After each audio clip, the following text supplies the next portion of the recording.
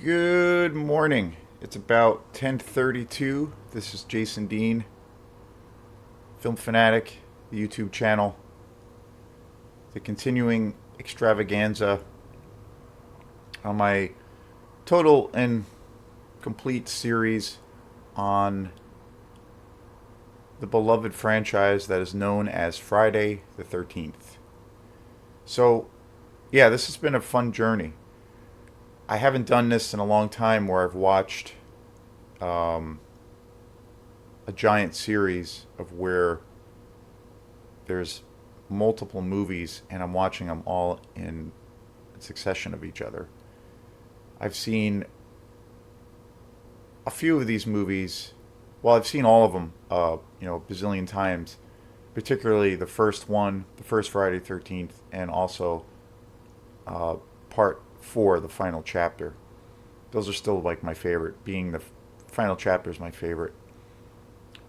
But it's been really cool watching the later films. I've seen all of those, like I said, I've seen all of these films countless amounts of times. But the later ones, after part six and on, I haven't seen as many. I haven't seen those as say, like the final chapter, for instance. But it's a cool experience watching them all back to back and seeing how, you know, I'm trying to base I'm trying to base this show around the idea of like kind of seeing it for the first time and kind of in a different light, being that I'm watching the whole series together as a whole, and then I'm watching it, you know, 30 or 40 years after a lot of these movies have come out, and just like seeing how things kind of hold up, if they're dated, if there's certain things that pop out, and also for what it is, it's a the storyline or the mythology around Friday the 13th is relatively, formulaic, but there's still a lot of key points to the story and the development of certain characters, the arc of well, for instance, Jason Voorhees, the masked killer, seeing his transformation throughout the films, and also to a degree some of the chances that the franchise had taken as far as going into some pretty outrageous territory as far as trying to give the fans something new and try to regenerate the enthusiasm for the franchise. Even though it's got the same tropes, it's got the same kind of formula throughout all of the films, they do significantly change, which I was watching it in this context. I was pretty surprised, particularly with the last show I did, which was the uh, the new beginning, which really takes the the idea of what Jason Voorhees as like a like a force of evil. It takes that notion of who he was and what he is and into interesting different directions. And the next film after this review, takes it even a step further into some other wilder directions. And that kind of continues for a little bit. There's another film that I'll be getting to that even takes it a step further. And it's kind of interesting that they were willing to, you know, take a little bit of a chance and kind of reinvent the story and the essence of what Jason Voorhees is or was as a the central kind of character for this movie, even though it's still got all the tropes of like teenagers having sex and then they get slaughtered and there's lots of boobs and uh, you know the kills at this point are the numbers grow higher and higher with each film. So, and it always kind of traces back to each film, kind of always traces back or references the original to a degree with the mythology around Camp Crystal Lake, Jason's mother, the whole idea. So it's kind of an interesting, take on it. but yet the central part of the story does change quite a bit, and it keeps it pretty interesting. I'm really surprised. And it's funny because we live in a really interesting age, and I've talked about this in other videos through Film Fanatic, where where the majority of people now watch films and television shows in the comfort of their own home. So, and there's like the whole term binge watching, which has been a thing that's been really popular, and people continue to do it. And usually it's the case of people who dig a certain television show. A lot of the times it's around television shows such as like HBO, uh, Hulu, and particularly Netflix, which kind of started the whole craze. I remember like, geez, it was quite a few years ago when Netflix first came about. My girlfriend at the time, um, who I played in a band with, Full Contact Kitty, I've mentioned before. But there was a time I remember when I first heard about it.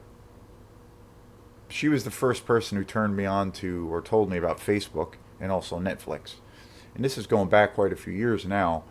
But at one point, we lived together. She lived here at my house, and it was a weird situation because at that point, I had just bought a house and we met, and then we were dating, and then around that time, or shortly before we met, she had an apartment in Belfast, and she also was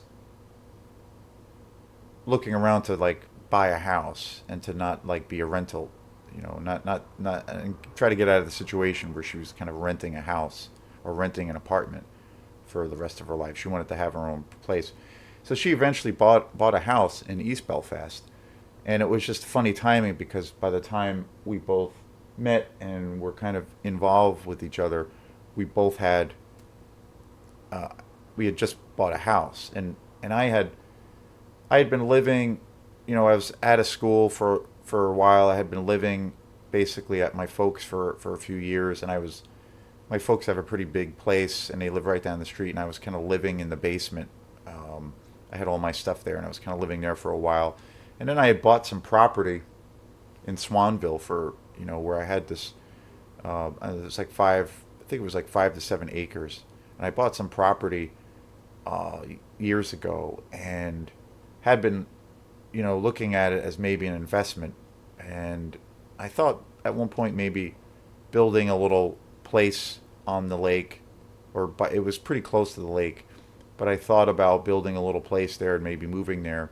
But then I was like, I don't know, because even though it's pretty close to town, it was about 30 minutes or so from where I live now, or so, and it was about maybe 10 minutes from Belfast.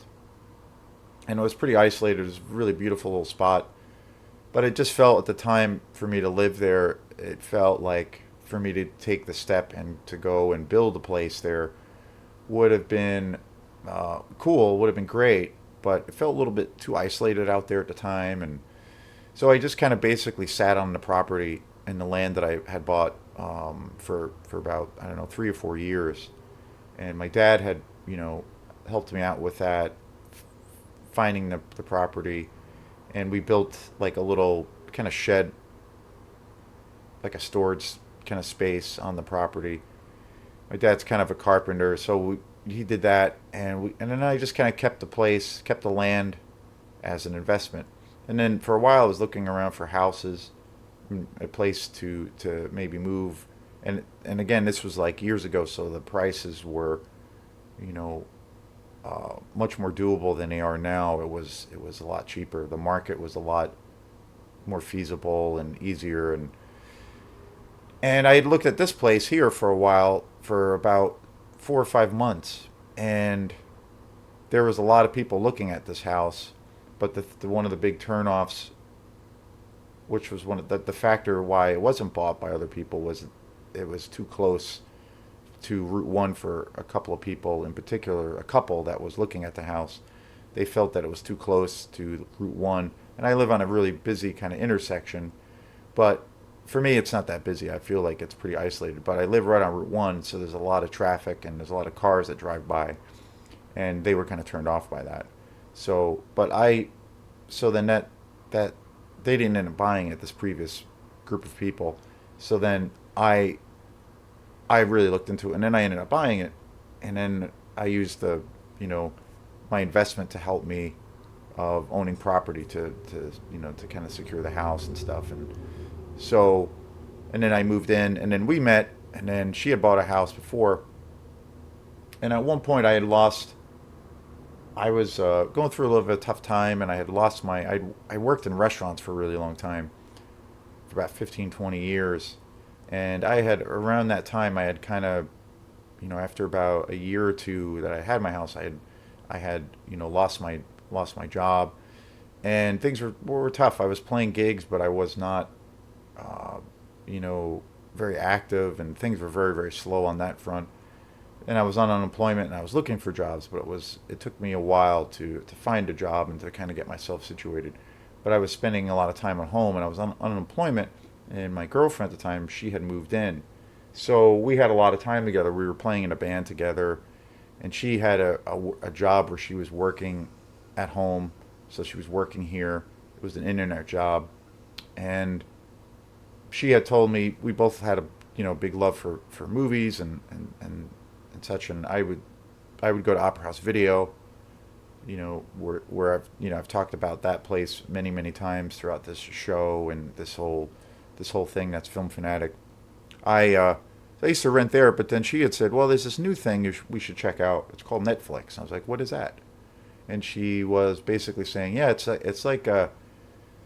basically an online website that you can, like, basically, go to the site, you sign in, and it's like, I don't know, it was like, back then it was super cheap. I don't know what it's like now to have a membership now, but I know it's probably significantly more expensive. But back then it was like, I don't know, $5, $7 a month. It was super cheap. And you basically would, you go on their website, and they have a queue, and then if you want to look up comedy or horror or fantasy, whatever it was, any kind of genre, a whole bunch of choices would come up on your screen, and then you just basically check out the movies like you would if you're, going to the grocery store, and it was funny because you're only allowed to do two movies at a time, and this is way before. This is like the early stages of Netflix when they first started, and it wasn't. They didn't have any streaming um, capabilities then. If they did, it was very very limited. But basically, it was you marked off your queue of things that you wanted to check out, and then you would get the discs in the mail. They would send you DVDs, and this was even before Blu-rays. So this is going back. So you basically check off the movies, and then within 2 or 3 days, you'd get the movies on the disc, the DVD, and then once you got them, you could keep them as long as you wanted. You didn't have to. There was no late fee, no late charge. So that was a really cool bonus, because that's a big thing that would always happen when I would go to other video stores, particularly Opera House Video. You get distracted, or you figure you have enough time to watch a group of movies, but then something happens, and then it's late, and you get a late fee and all that kind of thing. But the thing that I loved about Netflix was that you could get the discs, and you basically, you could keep them as long as you want. And it was funny, they would come in these little, like, paper packages, and there were discs, and you could only order two at a time, which was really funny.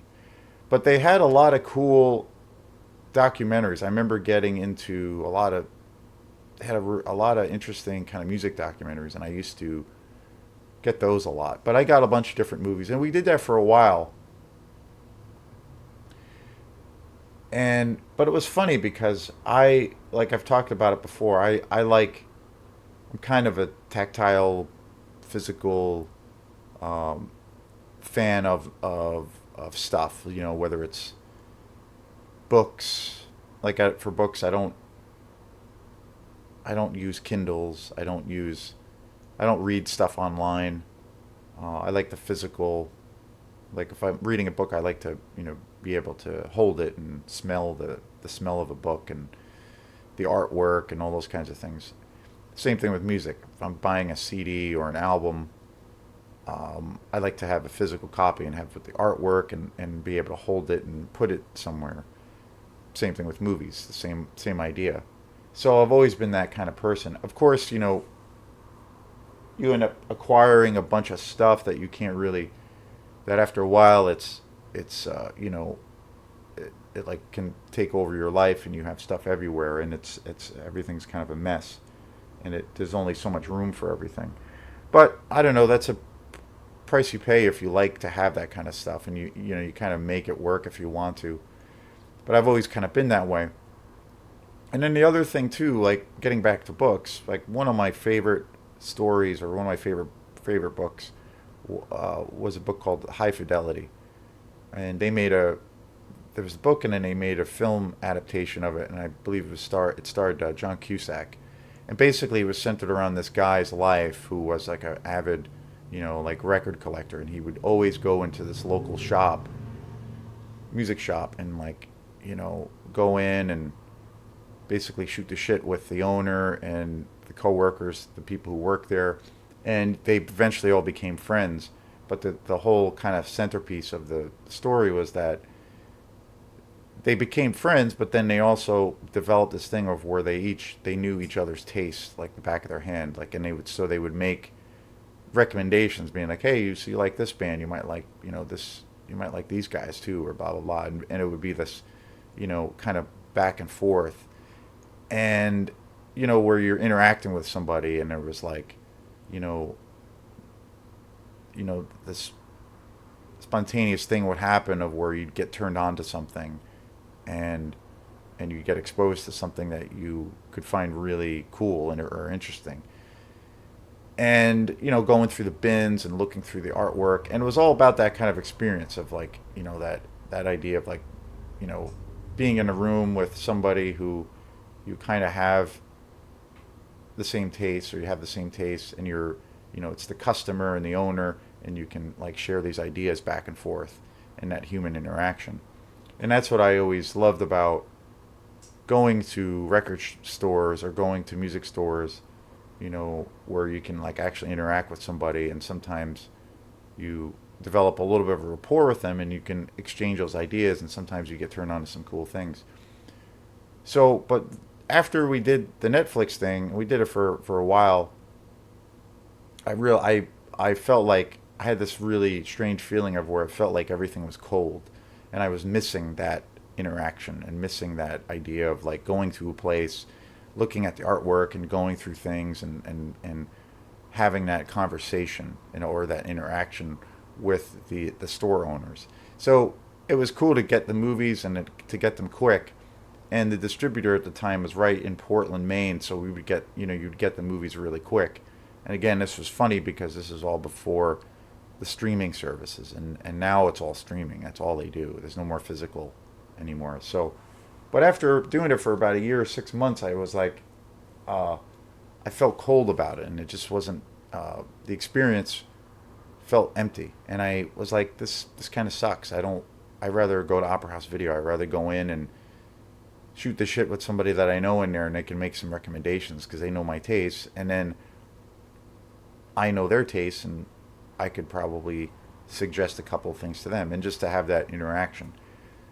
So I ended up stopping. I ended up canceling my Netflix thing, and I never went back to it. And again, this was a long time ago, and the world has changed in some ways as far as that sharing of technology or sharing of content it's a completely and utterly different universe now than it's ever been, and it keeps changing and shifting all the time.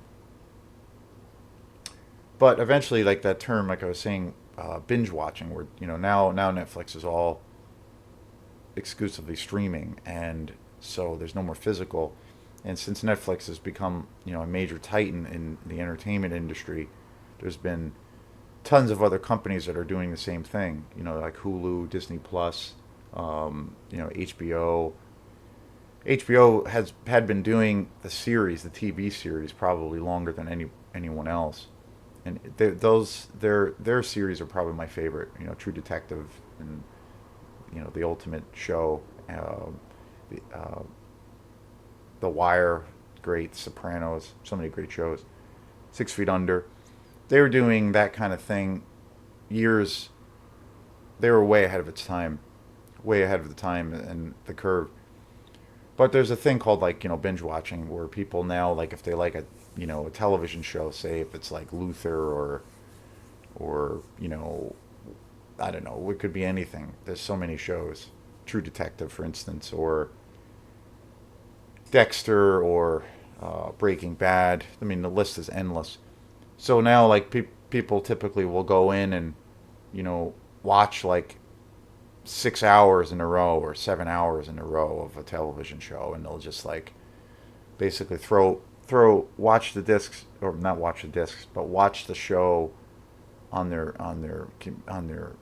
phone or their television or their computer, and just stream it and just basically sit on their couch and be a vegetable for 5 or 6 hours and just like go into that universe.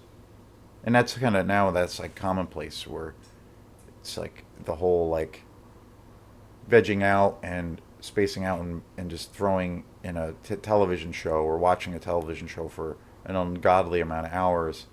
That's like you know so commonplace to where now it's like part of our culture. That's like you know it's it's an everyday kind of experience that people have. Even I see it now where it's like regularly a part of our culture where there's a pizza place right down the street from my house called the Stone, which is a really great pizza place. But they have a pizza on their menu that's called um, the actual name of the pizza is called Netflix and Chill, and that's another kind of thing of sit home and veg out and watch hours upon hours of your television show or your favorite television show and just basically do that. And it's funny because there's always the other thing that always happens too is a lot of people always kind of complain or bitch and moan about the length of movies. Like if a movie is, I've had that conversation with people that I know and friends of where they see a television show or they see a movie and they look up how long it is and it's like say 2 hours or maybe 2.5 hours, like a longer movie. One of the longest movies I've seen in a long time was Dune and the remake by Denis Villeneuve, which is an amazing movie. And it's close to 3 hours. So it's pretty long, but that's a little bit of an exception because that's like a giant epic science fiction story. So, but generally movies are they can be 2 hours, 2 hours and 10 minutes. Like the last Batman that came out, Robert Pattinson, was 2 hours and 2.5 hours. But what and that's a little bit of an extreme case. Like most movies are about 2 hours or maybe a little bit more nowadays. Like as far as movies in the theater, but a frequent complaint that I hear by people is that oh, movies are too darn long. Like they're too damn long, and they don't like going to theaters because they're too labor intensive, and they feel like it's like going to a job.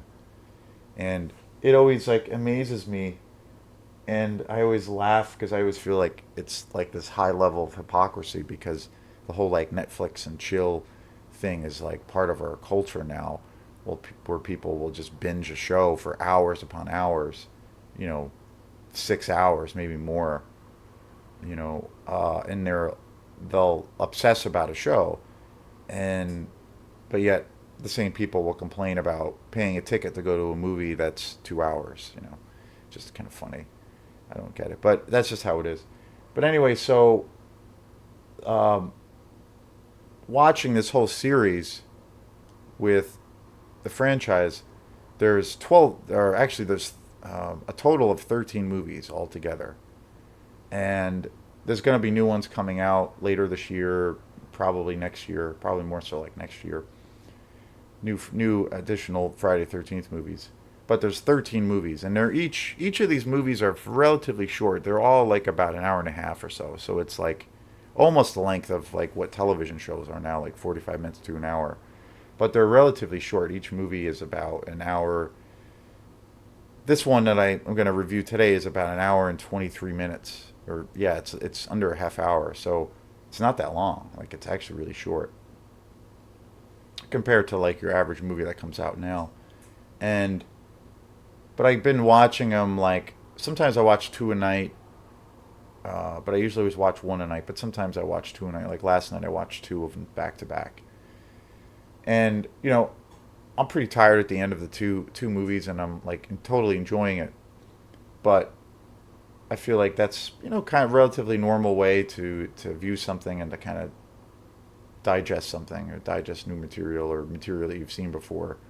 And after that, look forward to the next day or the next night to watch um, the next installment. So it's kind of like binging it, but I've been doing it where I've been breaking it up because there's so many movies, and I want to try to go into each movie with like, a relatively clear head and go into it cold and kind of excited. Whereas like if I was to like pick a day, like a Saturday or during the week, where I just like watched all of them back to back, that would probably be like overwhelming and too much. So so it's been a fun process of watching these all together. So yeah, so this movie, Friday the 13th, Part 6, Jason Lives. It came out in 1986. It's it was directed by Tom McLaughlin, music composed by Alice Cooper, the one and only, the king of the one of the originators of like the shock rock in the 70s. And also the music was also continued to be scored was continued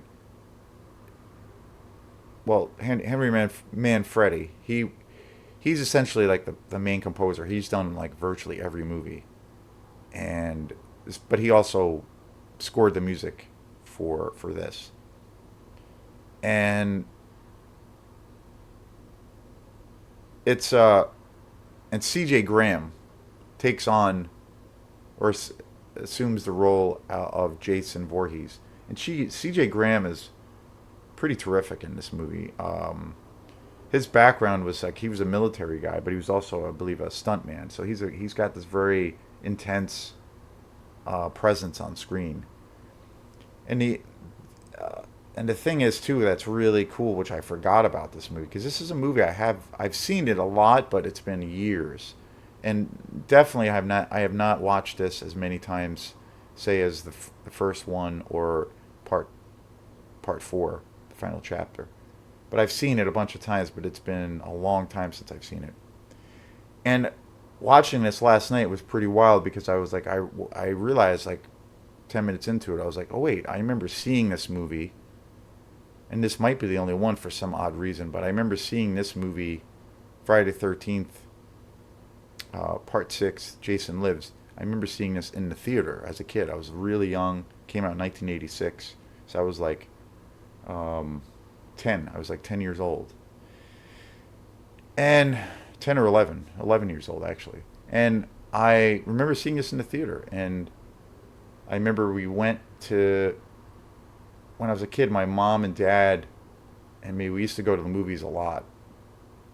And I remember we used to, like, on a lot of the times we would go to, where I grew up in New York, there was a big movie theater about maybe 20 minutes from where I lived. And we used to go there on like weekends, like on a Saturday. And my mom used to take me to a lot of films, and I remember our tradition would be we would go out to a movie on a Saturday. We didn't see a lot of horror movies, which was surprising. We did see some, but we saw a lot of other different kinds of movies. And I remember, we go to a movie, and then we would go to like friendlies afterwards. Like we would do this whole family thing, and it was like I remember getting, always like one of those giant, Sundays after the movie and pigging out on crazy amounts of ice cream. But I remember seeing this in the theater, and it was funny because it was the first time that I was kind of uncomfortable watching a movie in the theater. And it wasn't because of the gore or the violence or that, the scariness of seeing a horror film in the theater. It was more of like the sexual content in the movie.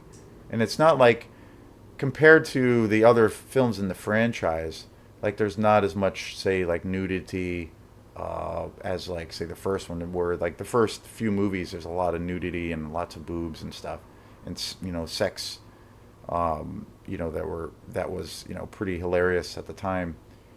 But this one didn't really have like, there wasn't any real nudity. It was like everything was kind of implied. But there's this thing in the movie I remember when I was a kid watching it. I hadn't even like reached puberty then, but I was like discovering why women and men are different. And I remember, you know, the thing I that stood out to me was like the sexual content in the movie and just feeling really uncomfortable watching it with my parents.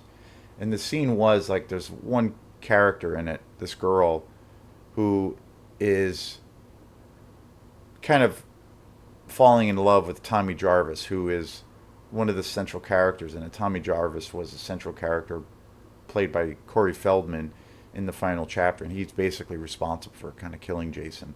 But he's in this movie, and he plays himself as an older person, older guy. And there's this kind of this relationship that he develops with this girl who is like the daughter of the town sheriff.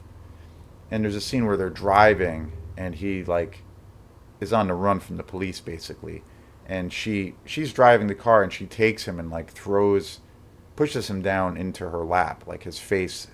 She grabs his face and pushes it down into her lap, and basically it's like a giant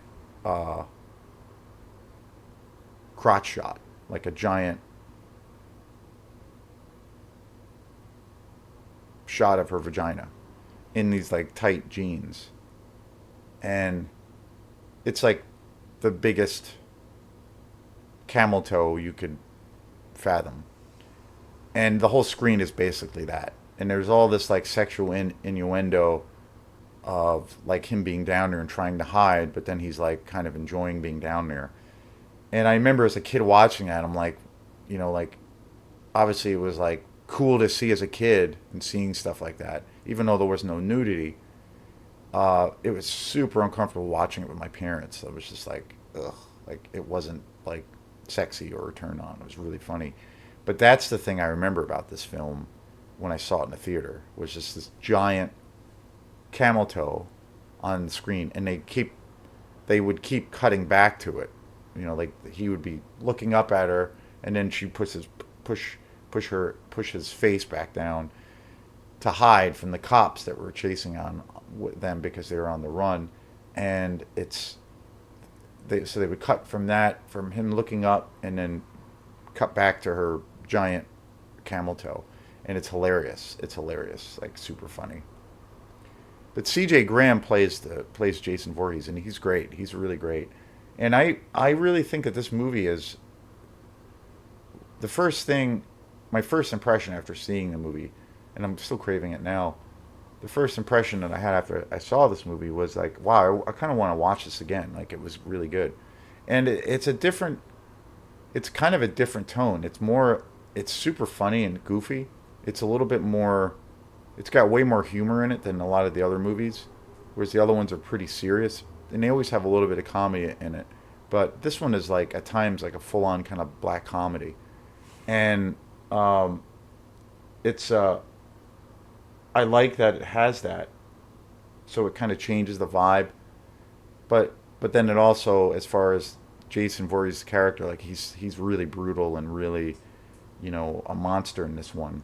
There's some really great kills.